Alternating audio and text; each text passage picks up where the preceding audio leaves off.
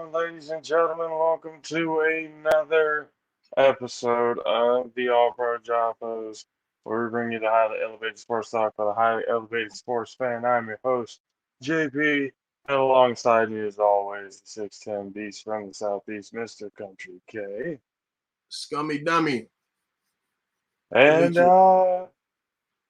this episode brought to you by Popple, #1 digital business card on the planet. Use the promo code PVP Family to be able to get 20% off of your order. See the promo code right there. You see all that 20% off your order, PVP Family. Popple, we help businesses grow together. We had a very interesting weekend. Yesterday, Sunday, we had the opportunity to go and basically get an update and check out the San Jose State Spartans, um, you know, football team do their thing and get ready for the upcoming season during their training camp. Shout out to Sky, the director of multimedia there at San Jose State, who basically walked us around and everything else like that, and kind of showed us the ropes and what was going to be going on, and a lot of the things that they're trying to implement over there at San Jose State now. From here on out for the growth of the program and everything else like that. The stadium is looking good. Everything is looking where it should. Everything's working. They said it's ahead of schedule actually right now. So hey, that's even better. But getting to see the team, getting to talk with the coaches, getting to talk with some of the players, which some of those videos will show you a little bit, and the $1 million faux pas that I did that day as well. Again, we're going to get into the whole thing, but from what we saw, Kay, your first impression of the San Jose State Spartans from what you saw? I feel like they're gonna be solid. Defensively, them boys out there running around defensively for sure. I feel like offensively they they need some work. I just feel like a lot of the players haven't gelled yet, like with the quarterbacks and stuff like that. That's kind of like the biggest thing. You can tell like a lot of them boys don't really know each other, like where the ball's getting placed. So like with the receiver making their breaks and stuff like that. Like that's kind of what I was looking at. Then I don't know. Oh man, it was a few plays. I was like, golly, if you would have caught that would have been amazing. Like, you know what I'm saying? But I mean, everybody dropped passes, but like it was some catches out there. I was like, oh, like they had the running back, what was his name? Little small swole cat, you know what I'm saying? Kyrie. Yeah, Robinson. He shook the dog shit out of fucking two players, bro. I'm talking about he shook the dog shit out of somebody, bro, and stiffed another one. And like it was two guys he shook, and then he stiffed the guy. I was like, bro, he is a dog. Yeah, Kyrie is and he, I mean, again, we were kind of, when we were on the sideline, there was one thing that we were kind of noticing, at least when we were playing and stuff, that the receiver would always get the ball, like it was an overthrow or the DB knocked it down or dropped or whatever it was, the receiver got the ball, brought it back. Well, there were a few times where that wasn't the case. It didn't happen that way. And then, a receiver missed the ball, didn't go pick it up, and Kyrie, running down the sideline, went to go pick up the ball. It's like, hey, Kyrie, I was like, why are you picking up that ball for the receiver? He's like, hey, I'm a good teammate, coach. This is what I do. I was like, hey, Kay was like, that's a leader right there. I'm like, yep, I like that answer. So the leadership factor of, for the team, it's there. They have all of that. It's just like you said, gelling together Um, because again, they got a lot of players from the transfer portal, as well as the new freshmen and stuff like that on scholarship that they just got. You know, they got a big squad. Um, the offensive line was something that you and I talked about a little bit, especially since a lot of the seniors and the starters and stuff like that that were on the squad last year weren't there anymore. So it's and even Coach Brennan, who you'll see in a minute here, uh, said that he was even impressed by the offensive line. Obviously, there's things that could be worked on as early in training camp as they are. Obviously, that's a given. Um, but yeah, like I said, the defensive line. We were thinking about it, and you even mentioned it. Hopefully, that the because the defensive line for San Jose State is so good, and they're probably the top defensive line collectively, the top front four in the conference. Maybe that'll like iron sharpens iron. Maybe that'll help the offensive line be that much better when they're playing against the rest of the conference this season. Um, you hope that's the case, but boy, those defensive linemen were getting in there quick, bro. They were get. There was no.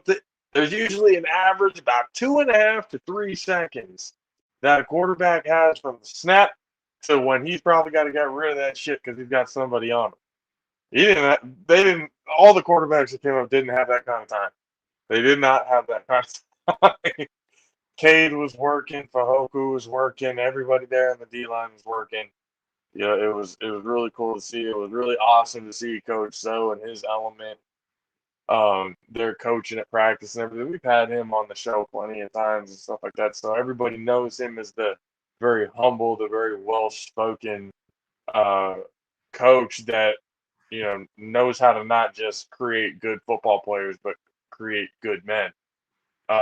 So to see him there just grilling into the running backs and just being on there and you fucking kidding me, get in there, guys. It was awesome. It was awesome to see that. And then Coach Brennan doing the same thing, getting into everybody because you really did get that sense that nobody was happy with the result last season. Last season's result, comparing it to going undefeated regular season and winning the Mountain West Championship to going 6-7 and missing the bowl game. Or 6-7, or not even 6-7, something like that. But it was a losing record, and they didn't make the bowl game.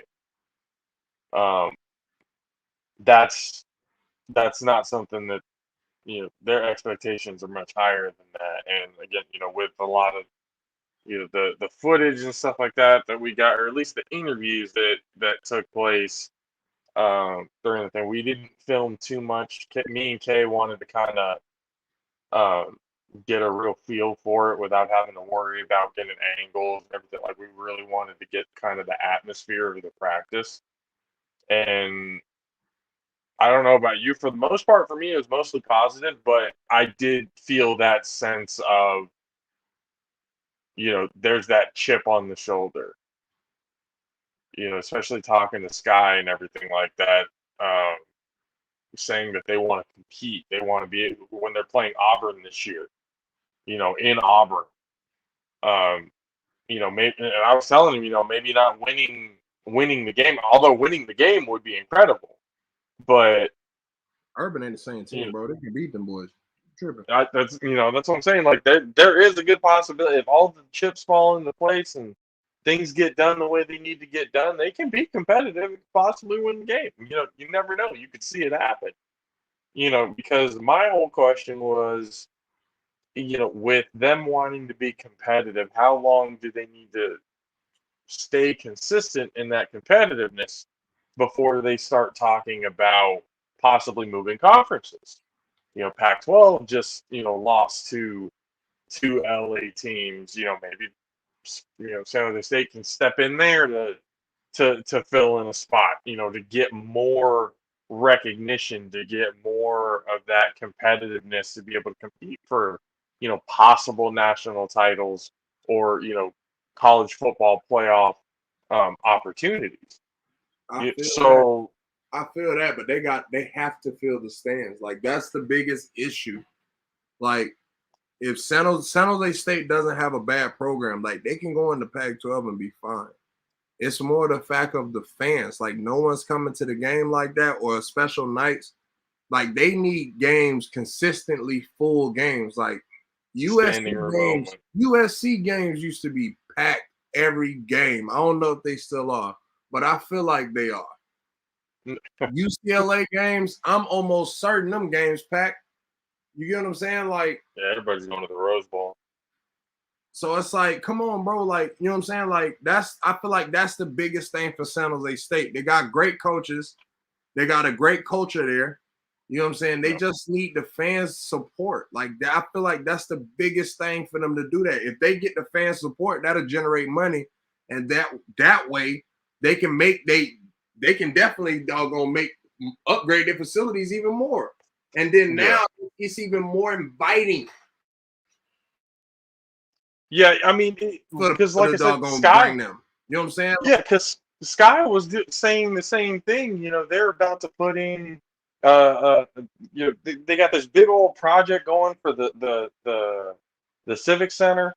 As outdated as that is in San Jose and everything, that's what the basketball team and stuff like that play. They just got a new floor for the basketball team. They're trying to do all these things to give the school and stuff recognition. But hey, to be honest, this is a call out to every San Jose State fan. This is a call out to the city of San Jose because you guys got something. San Jose's got something brewing here. Like Kay said, great coaching staff. They know what they're talking about. They know what they're doing. They care about the kids, and the kids want to play for them. So there's no reason why San Jose State can't be competitive, and honestly, there's no reason why the seats shouldn't be standing room only every damn game. I mean, obviously winning, you know, solves problems and everything else like that, but even then, it's got to be consistent. If San Jose State wants to be able to make a run to make a possible conference move, they, the San Jose State fans, the alumni, and everybody else, like, there's got to be more local marketing. There's got to be more of everything to kind of spread the word about the school. And, that's, again, something that we've been trying to do here. That's something that we told Sky that we were willing to help out with in any way that we can, because we, see what they have at San Jose State, and we would hate for that to go to waste. You're talking about school history stuff that's going on right now that can completely turn around the program, and they're not getting the support that they deserve. The ones that are there, you can't, knock them and everything like that. If the season ticket holders, whoever's there supporting the team, hats off to you. But we got to get more people out there. We got to get more people out there supporting the team so that, they can start making moves that's going to be beneficial for, the future of college football there in San Jose, in the Bay Area. It can't just be Stanford. It can't just be Stanford. It's got to be more than just Stanford. San Jose State now has an opportunity because they are getting a lot of love in the transfer portal department, and getting good pickups when it comes to scholarships. They're there. They're close. They're closer. They're a lot closer. I think with this team, though, they can make another run at a Mountain West title. But like you said, it's just the fans got to be there. Like, everybody's got to be there. Everybody's got to be showing support. We got to be seeing super fans night in, night out. Those parking lots and tailgates need to be showing the fuck out every single week. Whether it's homecoming, senior night, pizza night, whatever the hell night you want to call it, to get people in the seats. Sky was talking about them having dollar beer night. Like, how do you not want to go to a college football game with dollar beer night? Like, holy crap. It should be a ton of people there. So the city's got to show support, man. That's just really what it comes down to. The school and the kids can't uh, get the opportunity to do what they really want to do with their careers in all athletics. We're not just talking about football here. We're talking about all of San Jose State's athletics: basketball, women's softball, women's basketball, volleyball, whatever sport it is. You got to have the support of the city if you really want to go somewhere. And as good as the university is as, scholarly, one of the top 10 universities in the entire country scholastically. Um, to be able to have the sports to kind of back that up too, that's an even bigger uh, thing to add to the credentials. And according to Scott, and it almost seems like there wasn't as much of an emphasis to do that, like the networking and the marketing and trying to get TV deals and stuff like that. There didn't seem to be a whole lot of emphasis on it before than it is now. Like right now, it's full go, chips are in. Let's really try and make something out of this. But not only do they got to stay competitive, the ass has got to be in the seats, people. Got to do it. But the defense for the San Jose State Spartans, they're in good hands, man. They got Cave Hall, they got Pahoku, and they got the man we're about to show you right now. He was the leading tackles. He had the lead. He's the leader in tackles in the entire country last year. Kyle Harmon gets to look what he had to say for the defense in the upcoming season. What's going on, ladies and gentlemen? JP from the All-Pro JAFFOs here with Kyle Harmon, linebacker, senior of the San Jose State Spartans. Kyle, I got to ask you real quick, what are the expectations coming into this year, especially you being one of the top linebackers and tackles last season? What are your expectations for yourself as well as the team this year? Yeah, I think our team is very veteran, got a lot of guys that's been here for a while. There's a lot of communication going on the field, so that's always great to hear. And yeah, I'm very excited for this defense. We're all brothers. We've been here for a while, so that's there, no question. And as far as myself, there's definitely a lot of like hype or whatever you can call it. But at the end of the day, I just try and come out here every single day and stay true to stay true to my process. Not really focus on the hoopla or nothing like that. But each day has to be Game 7 for me. So as good as the defense has been these last few years, are there anything, obviously that you guys do well, but is there anything that you guys feel that you can work on going into this season? Yeah, I think that just the communication part of it, just everybody being on the same page, and obviously just working as one.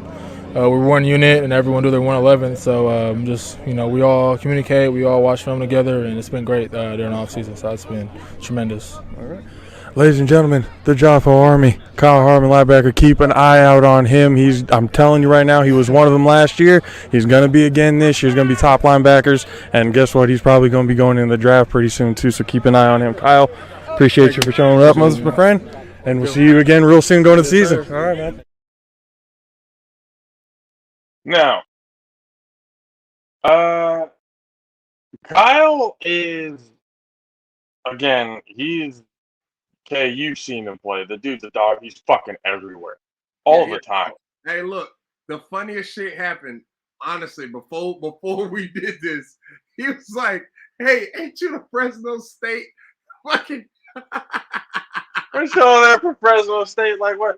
Well, we got Fresno State media hounding me now. I'm like, nah, bro, nothing like that. I'm like, no, I'm a local. But I knew he was going to remember me just based off of how I, ask my questions. I ask my questions like a player to a player, not a fucking reporter or media to a player. The hilarious informal at all. I talk to him very informal, very like I'm in the locker room with you, talking to you right beside you, like sitting in my locker, talking to you in your locker, like on the field. The funniest thing for me the entire process has been literally, I have pretty much had most times in contact with everybody when it comes to the players and the coaches and stuff like that. But they all remember the Fresno State, the Valley game on Thanksgiving when me and Kay were down there for the first credentials and everything. They all remember the 6'10" motherfucker who was out there, filming, doing what he was doing, and then the questions and the press conference and everything else like that. I've shook hands and said, "Hey, nice to meet you," 3 times with I don't know how many different people. They see you. Oh, I remember you. Yeah, I remember. Well, yeah. How do you not forget the 6'10" beast from the southeast, Mr. Country Cat? How? You can't.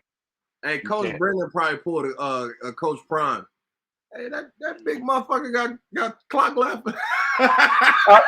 I was about to say, hey, not eligibility still, or what's up with that? What's going on? If he thought that shit, it would have been hilarious. I don't think he said that shit, but that would have been hilarious if he did.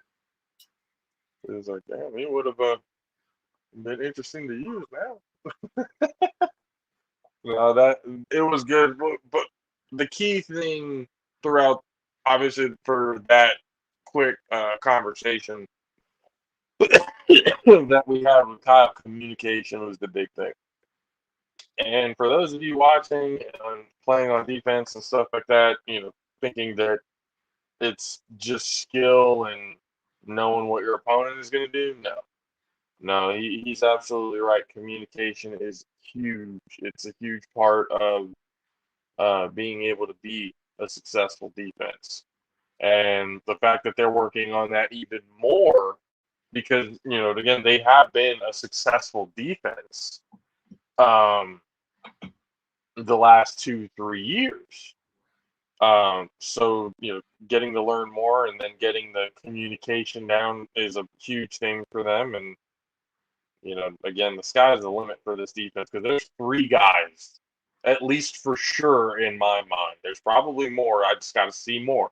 No disrespect to everybody else. I just have to personally witness and see more to be able to know. But at least I know 3 guys who have the potential to be, the first 2 rounds in the draft. And, Hall, Harmon, and Kahoku.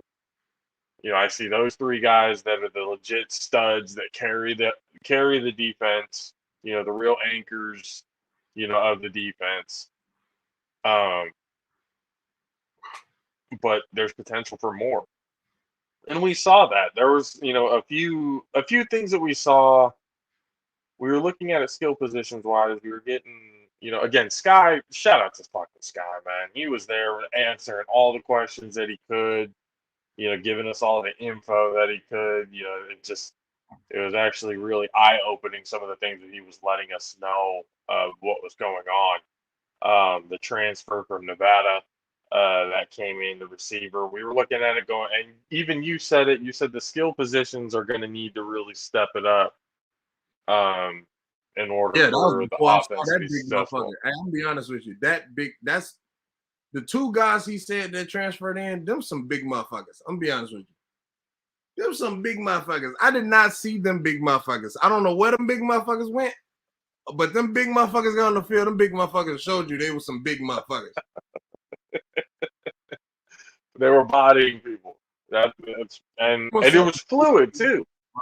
It was big. What was it? I got one more. Elijah Cooks, number 4. He was the one that came from Nevada. That's the big motherfucker, bro.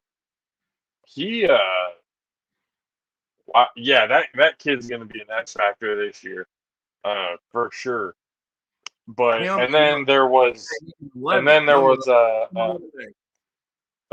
Lockhart, Justin Lockhart. Bro, when I tell you, hey, he routed something vicious, and Mario Manningham them on the sideline. I told bro straight up, I'm like, bro, he got you. He's like, I know. Yeah, he told the DBs running by it, and he thought, hey, he got you, big dog. I know. I love the fact that we have Cade here, and he's just telling him straight up, "Hey, bro, he got you." No sugarcoating, no bullshit. Straight up telling you, bro, work on your shit. Nah, next play. Nah, he know what that meant. Next play. That shit over with. That shit is over with. Next play. Yeah. That's all that shit meant. You know what I'm saying? On that one, but shit, next play. He for sure Mario Manningham Joe ass in the Super Bowl. For surely. I mean that bitch. They got Elijah Cooks listed here. Number 4, they got him listed here at 6'4", 215. And then Lockhart is 6'2", looking 6'2", 200 is what they got him listed at. So they've got a few receivers here that they got some fucking size on them at the receiver department, bro. This first page, all the receivers, none of them are under 6 feet. They're 6'1" or more. Yeah, but them two big motherfuckers and them motherfuckers out there. Hey, what's that tight end? The one tight end you was telling me about? The starter or the other one? Yeah. The starter. Sam Olsen. He's 6'4", 225. Bruh, he caught somebody with him. I'm like, bro, how he caught you with a goddamn, he released and fucking goddamn hit you with a straight up seam, nigga, and fucking worked you. And then he caught it, bruh. Hey, they solid. That's why I said they solid on offense, but it's like they got a jail. They had some pretty big catches, like, you know what I'm saying? In practice was like, damn, that shit was nice. And it's just like, now that we're going through it, it's just like, yeah, there was a lot of catches. There was definitely a lot of catches, bro. And then, man, 8'5", the tight end. Oh man, you had to bring it up. I was trying not to say it. No, bro. Hey, look, Sky was like, "Hey, don't bury us too hard." I'm like, no. I'm like, we're not. We're straightforward. Look at it as constructive criticism. He broke my heart. One play. In some cases, for certain people, yeah, we're bagging on him. Like me against Oklahoma or Baker Mayfield. That's just ruthless. You're going WWE style, go fucking ruthless aggression on that ass.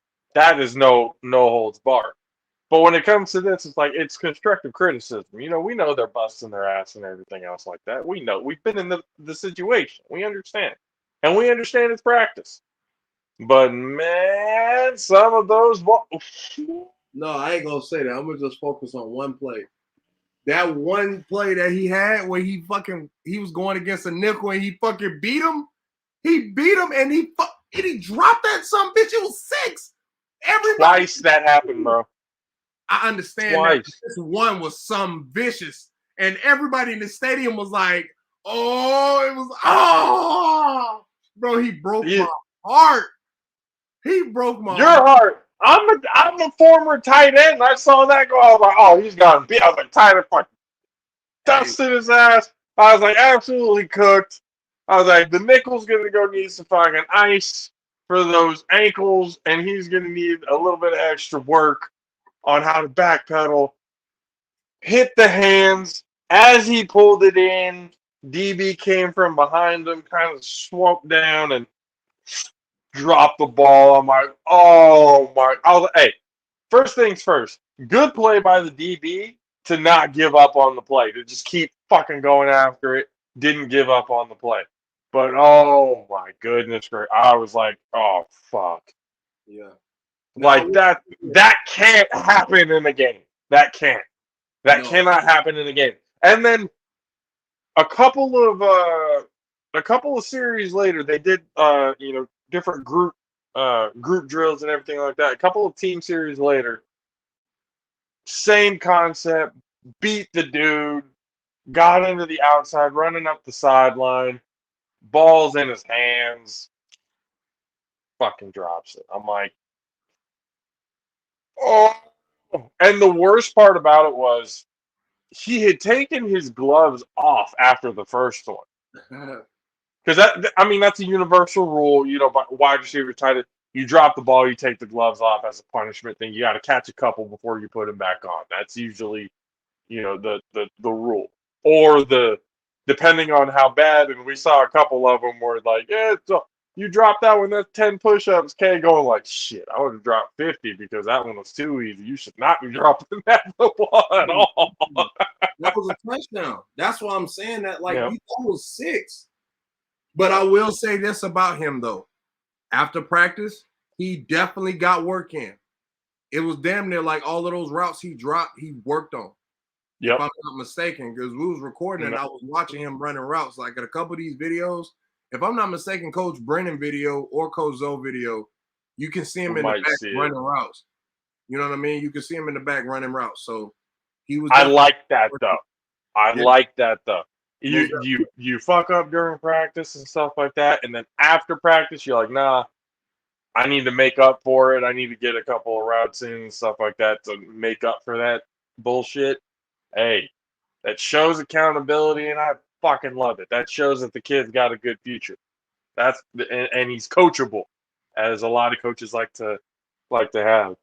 And when we get to the running backs, Kyrie Robinson, 32, 5'8", but he's a fucking bowling ball, shifty as shit. Like you said, he's putting the moves, stiff arming the shit out of a whole bunch of people, and getting through there, catching passes out of the backfield. He's a multi-tool running back. He can be north and south as well as catch passes out of the backfield. The kid can do it all. And he's a leader. That running back room has been one of the more impressive running back rooms. And it's kind of Coach Zoe would never say it's all because of him, because the kids have to be able to take the coaching and, use it themselves to be better, which they all have. So you got to give them credit where credit is due. But Coach Zoe, being the coach that he is, he can be, as an examples of what we saw, he can be a little, rough around the edges on what he demands out of his running backs and stuff like that. But in the end, the whole point to it is his whole message behind everything is something that I think any running back would be willing to get behind. So we talked to him a little bit after practice as well. The great Coach Zoe. Here he is at San Jose State after practice. Ladies and gentlemen of the JAFFO Army, JP here for the All-Pro JAFFos. You guys already know this man. He's been on the show plenty of times before. Coach Zoe, Coach Alonzo Carter, the running back coach. Coach, how are you today? I'm blessed, brother. I'm glad to see you in person. It's always good to see you. You bring good vibes and good energy, and we love it. Appreciate it. And speaking of energy, the energy I'm seeing you coaching out on there, it warms my heart. The humble, well-spoken man that you guys see grilling into the running backs is the best thing that I could ever see. But now, got to talk about it. Yes. Coming into this coming season, what are the expectations for the running backs room this year? Well, we have what we call FVP, and that stands for we play fast, play violent, and we play with a lot of pride. So I always want them to uphold that standard as a group, regardless of who's in that room, whether it be Tyler Nevers, Dejon Packer, Kyrie Robinson, or even the new guys, Caden Collins, Cameron McWright, Jacob Galloway. They know there's a standard that's been here for 6 years now in that room, and we have a slogan in our room, and it says, be the standard on and off the football field. So regardless of who's in that room, I asked them, do y'all want me to change that? They say no. So if that's the standard, we're required to not just be the best running back group, but be the standard for the entire football team. And that's a lot of expectation, that's a lot of pressure to put on them, but they can handle it. And all my job is to do is just squeeze the best out of them. And I love the group. I've been around here now 6 years, and just to be able to coach such a talented, hungry group of young men is what makes me be hungry and keeps me motivated and keeps me young, because I'm the old guy on the staff, so I got to bring this energy every day. You would never know by watching you coach. So with the running back room, Kyrie Robinson, coming back this year, good high expectations for him. As are the expectations for all the running backs. But in the running back room right now, what are some things that you feel, at least going into the upcoming season, that you guys might need to work on the most or tweak the most getting in there? Well, like I said, we have a lot of speed in that group with Shamar Garrett, Kenyon Sims, Kyrie Robinson, Camden McWright. We have a lot of speed in that room. So we want to make sure we're working on finishing because we're not the biggest group physically. Right. We're very athletic, real strong. So we want to be explosive in the run game and be able to protect. We have this thing called no block, no rock. What that means, if you don't block, you won't play. So we want to make sure, regardless of the size of the guys, we're in there for the fight. And if we can continue to fundamentally get better and protect the quarterback, and we have a very good quarterback and some very good receivers. We got a young offensive line, which is going to surprise a lot of people because Coach Josh Oglesby is one of the best in the country. So we're going to make sure we do our job by making sure we holding up our end and just getting better in the pass pro. That's the stuff that we need to. We know we can run the ball. So getting better in pass protection, that's something that we're working on right now. And then final question, does any of the running backs in your room know your nickname from the MC Hammer days? I know we do, but do they? They don't know my nickname. They know that I used to dance with MC Hammer. Okay. But they haven't really dug into it like that. And, I kind of keep that separate. But they know, and they come in, we talk. We don't really talk about that, but we always have fun, man. This is it's a blessing to be here and with Coach Brennan in this program. We have a great staff. And we have a great football team that just loves to have fun. The energy is up. We normally would have the music blast, but we got the tennis tournament going on, so we couldn't have the music on. But normally we out here having a party, but we working. Right. We work hard every day. It's a pleasure to be around these people. We are family, and I just enjoy my group because what my group brings to the table is just a drop in the bucket from the whole team. And as a team, we're a family, so we're trying to make sure that we keep climbing that mountain and get back to being Mountain West champions. Oh, yeah. Absolutely, Coach. Ladies and gentlemen of the JAFFO Army, always love having them on. Coach Zoe, Coach Alonzo Carter, running backs coach, San Jose State Spartans. Appreciate you for being on with us, Coach. You cut it a little early before you could say that Spartan up. I did because I was too busy laughing, fam. I laughed and dropped the camera. As you can see, I chopped y'all head off for a second, and I had brought it back up because I was laughing. I'm like, why would he ask this question? Like, I had to. I had to ask. Now we're not going to disclose what it is. If anybody wants to know, ask Coach Zoe. You could either ask him, or you can go onto the YouTube on Pernita Bros Productions on that YouTube page. And the interview with Coach Zoe is there. The very first interview that we had with him, where we talked to him for I think it was like an hour and a half or something like that. Whether we talked, he gave us a lot of time. He talked about a lot of his life story, which is what we wanted. So so that everybody can be able to get more personal, to be able to have a relationship without necessarily having a relationship with him. You know what I mean? So it's so getting to know that, if you really want to know, because again, we're not going to disclose it anymore. He said it once. If anybody else wants to know, you either go ask him, and it's completely up to him. You got to respect. If he wants to tell you, cool. Like everybody in the running back room, Kyrie, everybody. You guys want to know Coach Zoe's nickname for when he was with MC Hammer, either ask him, and he'll probably tell you, especially the running backs. If you guys ask him, he'll probably tell you guys, because I'm sure they have that type of love, that family trust, and everything like that. They can talk about that, if they really wanted to. But anybody else outside of that, go check out the very first interview that we had with Coach Zoe, and you will know his nickname that he had. But it's a great nickname. It's probably one of the better nicknames I've ever heard. Top 5 for sure in nicknames. But like you said, the size of the running back room is different than it has been the last few years. Tyler Nevins, John Packer, rest in peace. Those were they had speed, but they were bigger backs. They were powerful north-south style guys and stuff like that too.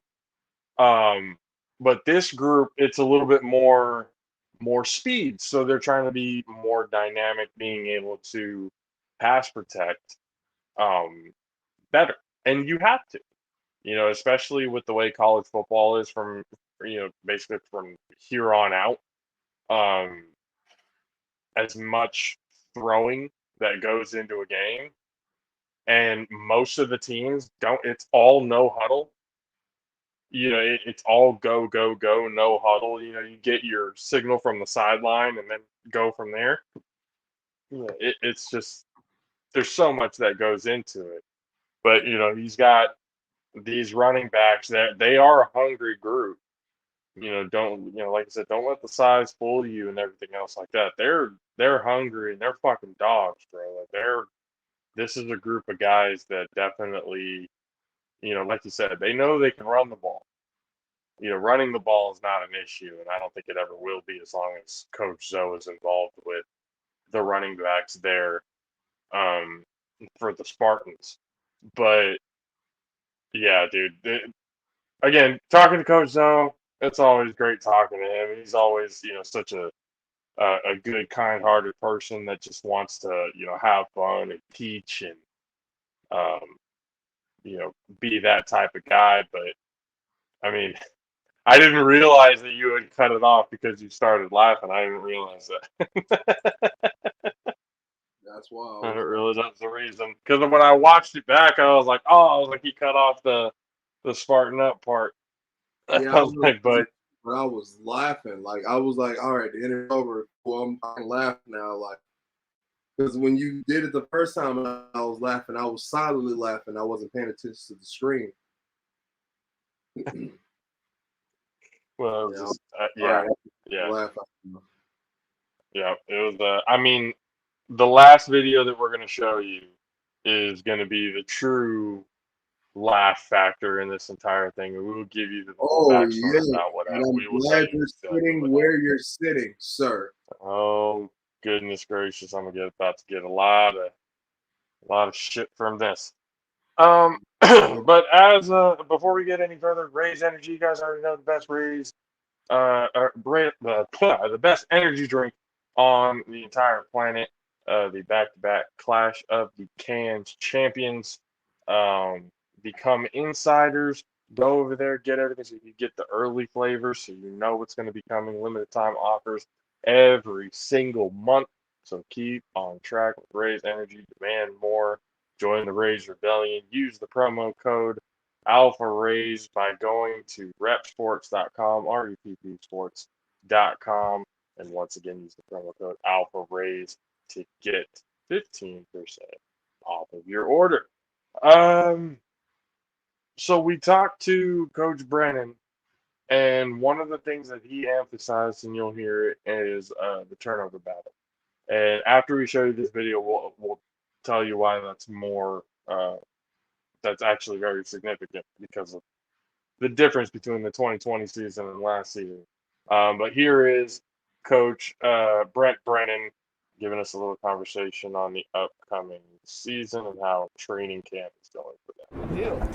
Ladies and gentlemen, JP, the All-Pro JAFFOs here with the head coach of the San Jose State Spartans, Mr. Brent Brennan. Coach, coming into this season, last year, 2020 Mountain West champions, and we're seeing the growth of the program with the transfer portal, the athletes that you guys brought in on scholarship. What are some of the things that you guys are most excited about for this team going into next season?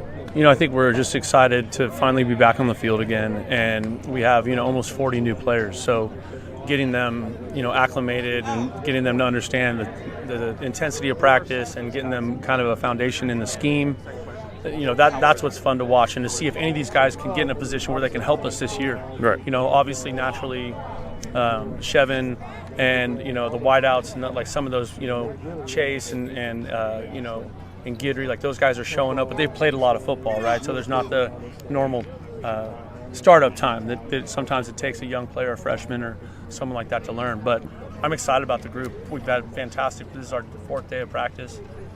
Practice has been intense. It's been physical. You guys are excited to play. And so, I mean, obviously the expectations are coming away with another Mountain West championship. But to get to those, obviously there's flaws and there's things that you guys aren't. When you got to pick things out, what are things that you guys can work on the most as of right now in your own vision? What do you think could be worked on the most going into next season? The biggest thing that we're trying to establish right now is just a huge emphasis on the turnover margin, right? So protecting the football, great ball security, not throwing it to the wrong team. And then, the flip side of that is defensively taking it away. And that's something that we work on both those things every day. We have dedicated time in practice to work on ball security and takeaway circuits and just trying to get our players in the mindset of, these are things that absolutely impact the game in a really significant way. And we have to do those things every day. It just has to be part of who we are. So that's how we're attacking it. Nice. So now with, at least I know that the offensive line, you guys lost a few to seniors. So the offense right now, I know the defense is stacked, but when you're looking on offense, what are some things that you feel are looking good and some things that are, need some improvement for the offense? So far, I really like the physicality of the offensive line. There's some new people in there, and some young players. But those Coach Big O is doing a great job coaching those guys, and it's really been fun. They're playing with a lot of physicality, and they're executing at a pretty high level. So I think we're encouraged about where the run game's at with the new young running backs. That pass protection thing is we got to really invest some time there for them to get situated and for them to see it, and it happens so much faster. And there's so many more protections than they carried in most high school programs. So they're getting adjusted there. But I'm encouraged about how the front's playing. Awesome. Yeah. Awesome. So, ladies and gentlemen of the Jaffa Army, give it up. Coach Brennan. Coach, appreciate you for hanging out with us, and can't wait to see you guys this coming season. Thank you. Can't wait either. Thank you. Absolutely appreciate it. No, like he said, the turnover battle is key in camp, and I had heard them talking about that with the other media people on the side of us and stuff like that too. That was one thing that was a real big emphasis at camp, because last year it was okay, so let me give an example. It was kind of like Jameis Winston's 30 for 30 year. The 30 interceptions and stuff, just like a shit ton of turnovers for the Bucs that year, but without the touchdowns. You get what I'm saying? It's even worse that way, because the touchdowns weren't that the offense was. It's something about last year that just wasn't clicking. It's not to say that they weren't, gelling together as a unit. It's just luck and stuff like that for certain situations was just not on their side. So yeah, the turnover battle is something that's going to be definitely huge if the Spartans ever expect to be in contention for a Mountain West title again, because we saw it not so much as just turnover, just holding on to the football in every single way, catching the football with the receivers and tight ends and everything like that, the running backs and stuff too. But you can't turn the ball over. He's completely right on that, and I know that was a point of frustration for him the last season, was the turnover ratio.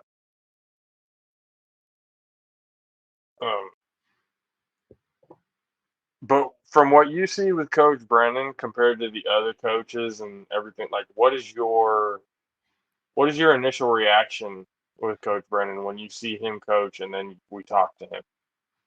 All right, hold on. One thing has to be addressed. What? Because I feel like you're disrespecting everybody that was a part of 2020 season at San Jose State University. What do you mean? How? Because you compared their 2020 season to Jameis Winston throwing 5,000 yards, 30 picks. No. I was comparing last season, the 2021 season.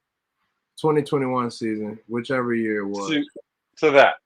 Yeah. The 2020 season, they went undefeated and won the conference championship. Yes. All right. I'm saying last year was that comparison. Yeah, that's the problem I'm having. Like I'm trying my best to keep my composure right now because Jameis Winston isn't a fucking leader. No. Oh, I mean, he hasn't shown that. All right, at least to I'm back. us. Yeah, no, we can hear you. Can you hear me? Oh shit, it messed up. Right as I was finna Uh-oh. get to it. Oh boy. I can hear Oh you. boy, I was finna get to it. Hey, can you turn your phone off the Wi-Fi, please? Oh, it must be slowing down on his end. All right, We am I can back? hear you perfectly. Yeah, I can hear you perfectly the entire time. Oh shit! All right, cool. So I just continue my take. All yeah, right. go ahead. My problem with comparing 2021 year to that is the fact that Jameis Winston isn't a leader. You saw how good of it he threw 5,000 fucking yards and didn't win. Yeah. Uh-oh. See, now he cut. Now he cut out.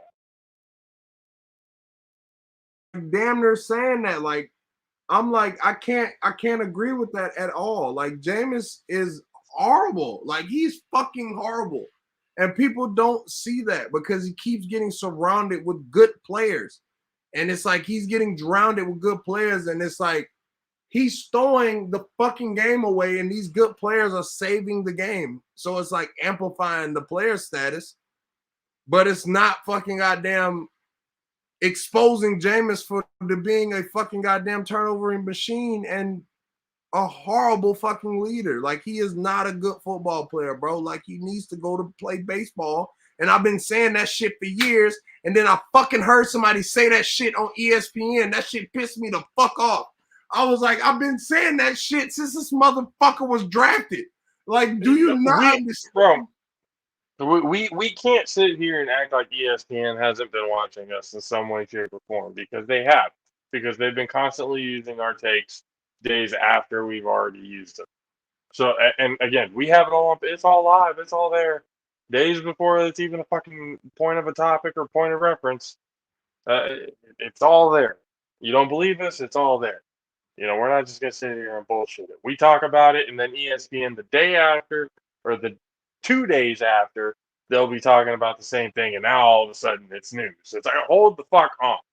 We've been, K especially. K, my God, we should be like, I've had some good takes, but K has had the most where ESPN has just gone and used that shit. Like, if anybody should be royally pissed off at ESPN, it should be fucking Kountry K. Just of all people, they're always using his shit, and it's always after the fact because I called well it way before, and it's like, what the fuck? I saw this shit from a mile away. Like, this doesn't make any sense. Like, things don't make sense, and motherfuckers be like, no, like, I'm like, fuck no, that doesn't make sense. Like I don't have to play in the NFL to understand. I play football at a small degree to understand what a football team is. You know what I'm saying?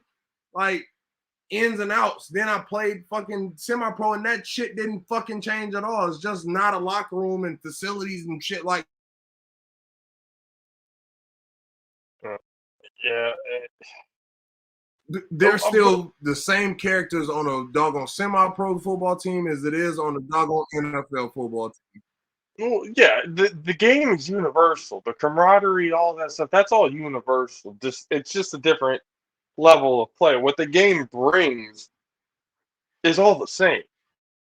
And it's very easy to spot. If you have played the game long enough, you know what you're seeing.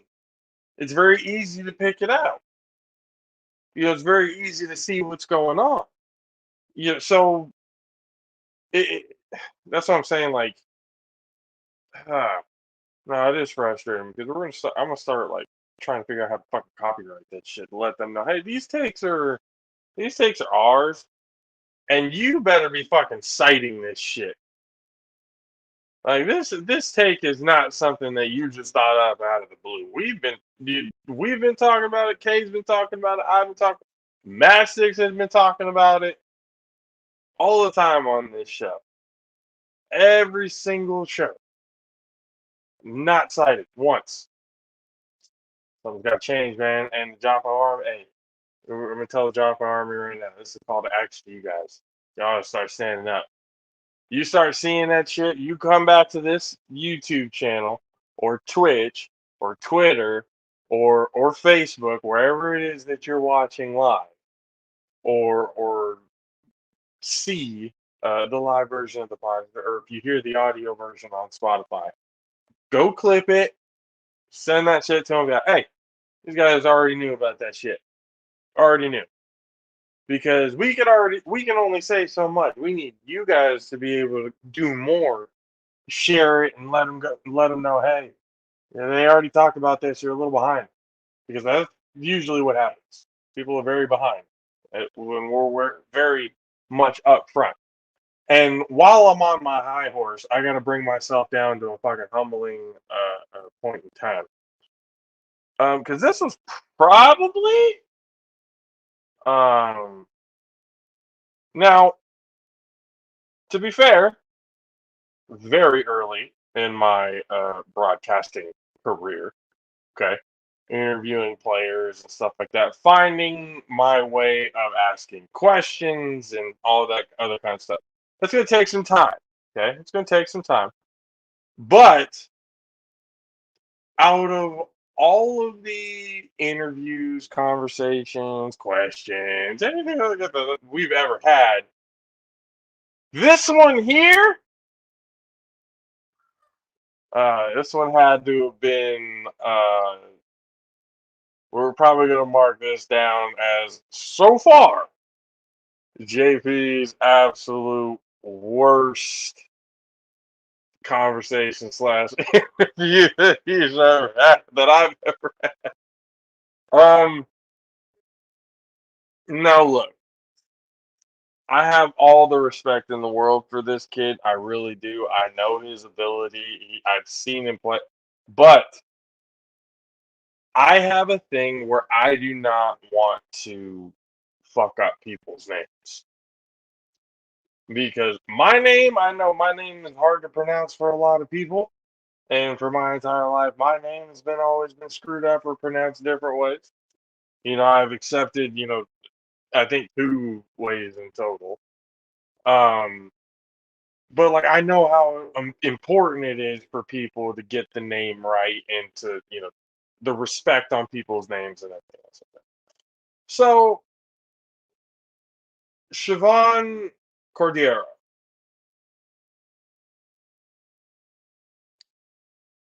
He's the transfer from Hawaii. And Kay is muted so that I can be able to describe, because he's probably dying out of his chair right now remembering what happened. And we're going to show you. But I just want to give you guys context on what went on here. Okay, so Cordero, or Cordero, as he pronounced it, that's not hard. That's not a hard last name, right? Siobhan, or Chevin, or how Coach Brennan, I believe we heard, he said Chevin. Sky told us Siobhan, so basically Chevron without the R. I wanted to get the first name right, so much so that I completely forgot his last name. And all right, well, okay. You guys are going to have to see it. It's cringy. It's cringy, but here it is. Ladies and gentlemen, Jaffa Army JP here, along with the starting QB for the San Jose State Spartans, a transfer from the lovely state of Hawaii. Siobhan, how are you? Feeling good. It's fun. Get to start camp, get to bond with all the boys, and get to grind and get better. What is the main difference from playing in Hawaii to playing here at San Jose State? I'd say the culture.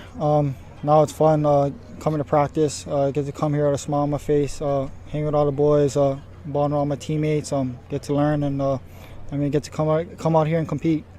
How have you adjusted to the playbook? Is it relatively the same as what you were doing at Hawaii, or is it a little bit different? And again, how are you adjusting to it? It was pretty easy the first couple weeks. Of course, I had some problems, but the concepts are kind of the same, just the different lingo. So I had to get used to that, and just picking Coach McGivern's brain, just getting on the same page with him and my receivers. And now we're still working on it. We can always get better. All right. And last question. Last game of the year. Old team, senior night. How do you, kind of looking at it, is that crossed out or circled on the schedule, like you're ready to go, especially for that night? Of course, yeah. It's going to be a fun game, challenging them. Too bad it wasn't over there, it's over here. But, right now I'm focused on Portland State, and then as we go on, just each game. But, of course, I'm looking forward to that game. We're definitely looking forward to that one, too. We're going to be here covering that game, ladies and gentlemen. JAFFO Army, starting quarterback, San Jose State Spartans, Mr. Siobhan. I got it. Your last name, my friend. Pronounce it for me so I don't fuck it up. Cordero. There we go. Siobhan Cordero. I know you're looking at me, Kay, as if that's easy. I know. I just didn't want to mess it up. Anyways, thank you. And everyone, be looking on the lookout for this guy. He's going to be very exciting for the team. Appreciate it, man.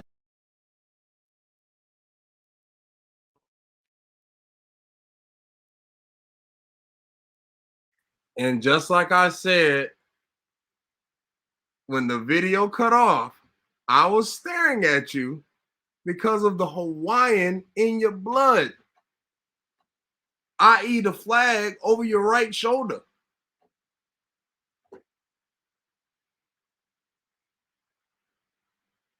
He looked at you. I told y'all it was cringe. I told y'all it was cringe. All right. And in the moment, I know it was. Because after, especially when he said it, he's like, Cordero, I was like, oh, you can better fucking believe the video I have. I'm going to put effects. Oh, effects are being placed. Oh, you better motherfucking believe it. You better motherfucking believe it, sir. Effects are getting placed. how many times did I repeat his last name on the way back to the car? Enough for me to remember. Cordero.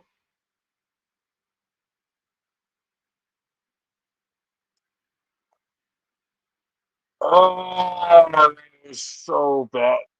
It's okay.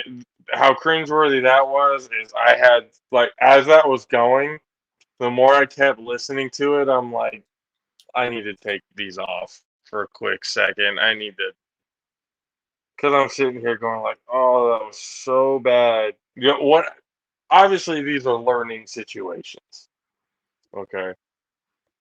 All right. So And hold on. the last name is not necessarily. I don't even Cordiero. I don't even know. I could be completely mistaken. That might be a lot because for me, my last name. I'm half Hawaiian, but my last name is Pruneda. It's essentially in Spanish. So that's what I'm saying. Like he could have a lineage where he's got Latin roots, but his mother or his dad or whoever it could be the Hawaiian in the family. So that I don't want to like call and say, oh, that could be it. But regardless of what language or whatever it is, it's not a hard last name. Nope. At all. Like anybody who looks at this on paper, and I'm looking at it on paper again right now, and I'm probably going to highlight it and highlight it and highlight it because I'm going to remind myself because I'm going to have more opportunities to talk to this kid, and I cannot be constantly fucking up his name. So I'm glad that that Sky gave us the roster so that I can really learn the names and everything else like that. We're going to get more from him as the season draws closer. But I was so And on my way home, bro, I shit you not, I told you it was gonna happen, and I did, bro. I was like, Cordero. I was like, Cordero. I'm like, I can't believe I fucking. It was so. Again, I apologize, Siobhan or Chev. Next time, before we even get to it, I'm gonna ask him, hey, or anybody for that matter. If I'm having trouble pronouncing their name, before we even get on film and start the conversation, I need to ask them, hey, how do you pronounce your name? So that when I'm pronouncing it and saying it, I'm not fucking up. So, again, that happened. It's learning. Think I'm dying. I think I'm dying.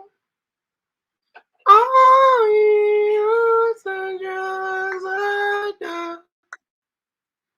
I think I'm dying.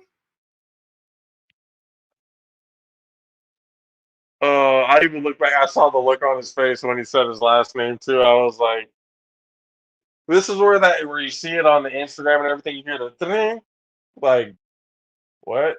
Really, bro? You can't pronounce this last name? Never been asked that before, honestly. he's been asked more how to pronounce his first name than he has his last name. I bet. Oh,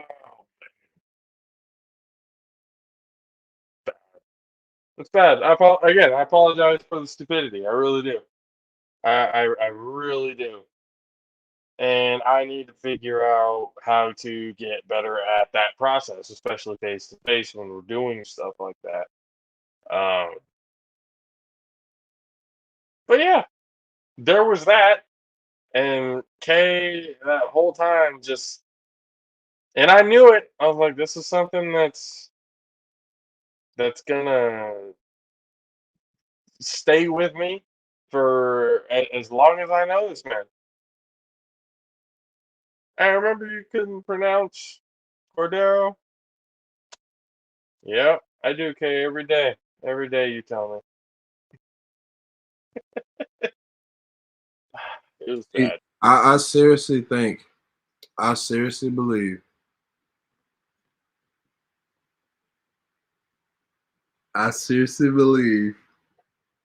you need to go to Hawaii, bro. Yeah, I do. I You do. need to go to Hawaii. And just sit there and meditate for like 4 days. Yeah, bury yourself in the sand and meditate. Like, just bury yourself and have your head sticking out. Do some kind of like Hawaiian ritual, bro. Like, goddamn, glaze yourself like a Kahlua pig or some shit. Put yourself on a spit. Not over open fire, just on the spit. Just tie yourself on the spit and just sit there.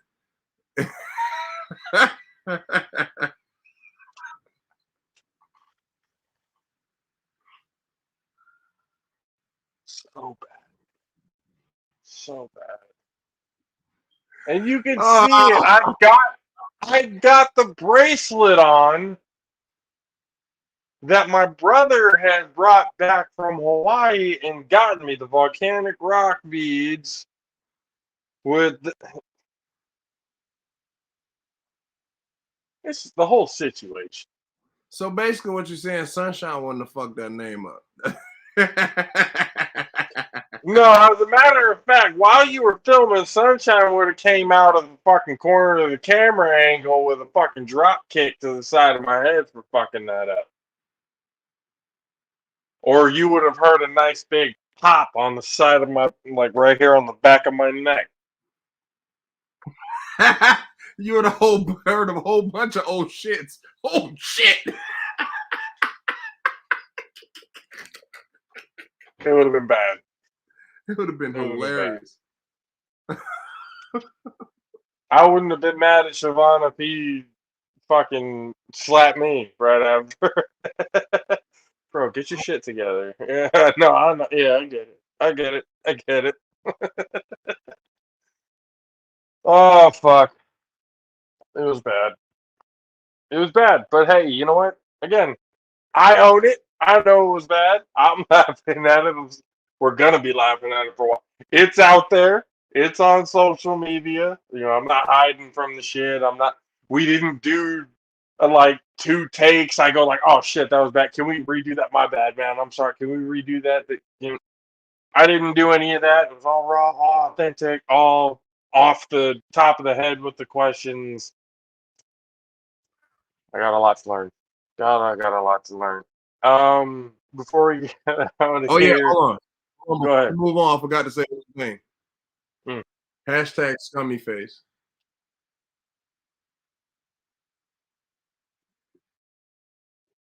That's it. Hashtag scummy face. Oh, okay. You got before we get before we get out of here, the Jaffo Fantasy Football League Season 2, the draft itself is on Monday, September 5th, in the afternoon. And Kay, what do you think? We should probably move it to probably about 5, huh? To give you a chance to get home. What time do you usually get home to be able to do something like this? On Mondays? Yeah. Probably 6, honestly. 6. Yeah. But I mean, Alright, so at 5, I mean, I can try to do it. Just depends on where I'm at. Like, you know what I'm saying? if you have the signal on your phone to be able to do it. Yeah. For the most part, Okay. I could be driving back to the warehouse. Okay. Well, at least you have at least a little bit to be able to do it. But I just wanted to make sure that every single person has the opportunity to be able to draft the way they want to. If they're going to auto draft, whether it's us or anybody else, that's on them. But I want to be sure that it's fair for everybody to draft the way they want to draft. Because last year, I forgot what happened, but more than half the K's team he did not draft. That was all auto draft. So we need to have a better opportunity, especially for K, to. We need more than just me to make a run at the title this year. We need I'm all of making us the to be in draft. contention. I'm drafting, so I'm definitely gonna go ahead and take y'all boys out the game. Like, I'm So just be known. the plan is, so right now we have it at a 10 league team. And already myself, Kay, Mad Sticks, Sunshine is going to be back in fantasy football for the first time in a very long time. So that tells you guys that now he's going to be putting more knowledge and time and thought into the game of football rather than just Formula One. So you actually get to see at least what I know about him, his IQ about the game and stuff like that, breaking it down. It's going to be a treat. So he's going to be with us. And the defending champion, Damon Farr, he's going to be with us. So that's already 5 spots out of the 10 that are filled up. So we're looking for more players. We want to do at least, at the very minimum, we want to do a 12 team league. 14 would make it super difficult and much more competitive. Uh, so that would and then making it harder for everybody to be able to win the $200 prize at the end of the year. So all you need to do is go on to the social media pages, whether it's the Jaffo Sports on Instagram or the Jaffos AP on Twitter. Follow, like, share, because I have it pinned on the Twitter. And then go look for it there on IG. It's very simple to find. So you follow the pages, like, share, subscribe with all that kind of stuff. But when you comment your best fantasy football team name, and the best team name will be picked, entered. We will send you the link to get into the league so that we can all start this journey into the football season for season 2 of the Jaffo Fantasy League, and be able to enjoy all of the upcoming 2022 season together. So yeah, go do that. We got a lot more stuff coming up in the next few days. On Wednesday, again with Sky. Shout out to Sky. He's gonna be able to help us out, do what he can to help us, do what we need to do to help them and everything else like that. Because at the end of the day, we're helping each other get exposure. They're helping us get our name out there, and we're Most helping definitely. them. And we appreciate you guys. Yeah, absolutely. Because to be completely honest, they're doing more for us than we are for them. They don't need us to get their name out there and everything else. Like, they don't need us for that. But the fact that they're able to allow us to have this access and to allow us to be a part of the ride and everything, it's humbling, and we really He do recording appreciate off his phone. That's really the issue. it. Yep. To be honest with you, because he's the host. Yep.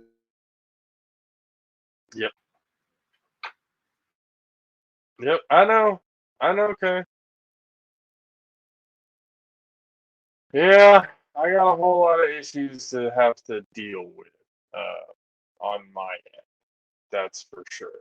But in order to be able to do this full time and have the resources and stuff like that to do everything that we want to do to make this entire thing better, we need you guys to once again follow, like, share, subscribe.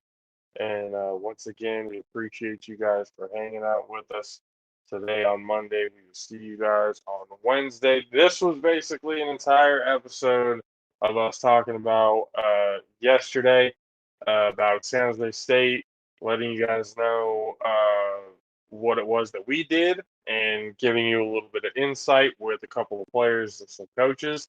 So from here on out, that's what we're trying to do. We're trying to find more teams to be able to do stuff like this with.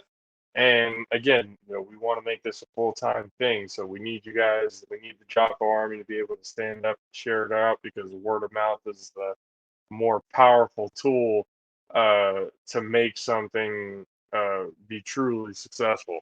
We want everything to be organic. We don't want to buy followers and stuff like that a lot of people do. We're not trying to do that shit. So, like, follow, share, subscribe, all the stuff you guys already know where it is.